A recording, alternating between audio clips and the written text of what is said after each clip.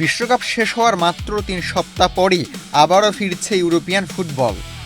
নতুন মৌসুমের প্রথম ট্রফির লড়াইয়ে মুখোমুখি চ্যাম্পিয়ন্স লিগ জয়ী পিএসজি এবং Europa league champion Aston villa. অস্ট্রিয়ার সালজবুর্গের রেডবুল অ্যারেনায় বাংলাদেশ সময় বুধবার দিবাগত রাত ১টায় শুরু হবে ম্যাচটি। এক ম্যাচে নির্ধারণ হবে 2026-27 মৌসুমে ইউরোপের প্রথম ট্রফির মালিককে। Gold's Gym across 30+ countries. With over 700+ locations worldwide. Train anywhere, belong everywhere. পিএসজির সামনে অবশ্য শুধু আরেকটি ট্রফি জেতার সুযোগ নয়, ইতিহাস গড়ারও হাতছানি।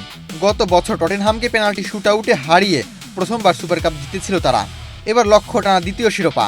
আধুনিক যুগে রিয়াল মাদ্রিদের পর টানা দুটি সুপার কাপ জেতা দ্বিতীয় দল হতে চায় পিএসজি।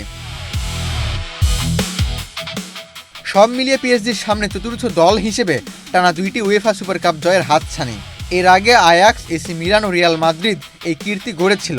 ম্যাচটি জিতলে কোচ লুইস এনরিকে ট্রফির সংখ্যাও হবে 13টি। অন্যদিকে অ্যাস্টন ভিলার কোচ উনাই এমরির জন্য সুপার কাপের অভিজ্ঞতা সুখকর নয়। এর আগে 3বার এই প্রতিযোগিতায় ম্যাচ খেলেছেন তিনি, 3বারই হেরেছেন। বিপরীতে সুপার কাপে 2বার দায়িত্ব নিয়ে 2বারে জিতেছেন লুইস এনরিকে।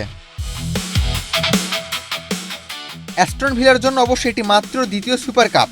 1983 সালে প্রথমবার খেলতে নেমে বার্সেলোনাকে 3-1 গোলে হারিয়েছিল ইংলিশ ক্লাবটি। পিএসজি খেলছে তৃতীয়বার। 1997 সালে জুভেন্টাসের কাছে 9-2 গোলে হারের পর গত বছর টটেনহামকে পেনাল্টি শুটআউটে হারিয়ে প্রথমবার ট্রফি জেতে তারা। তবে সবকিছু ছাপিয়ে ম্যাচে আলোচনায় আছেন সোমালিয়ার রেফারি ওমর আরতান।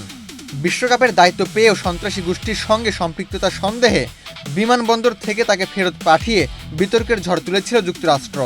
পরে উয়েফা তাকে ম্যাচ পরিচালনার দায়িত্ব দিয়ে সম্মানিত করে। প্রথম সোমালিয়ান রেফারি হিসেবে কোনো উয়েফা ম্যাচ পরিচালনা করবেন তিনি। আবু তালহা, বাংলাদেশ প্রতিদিন।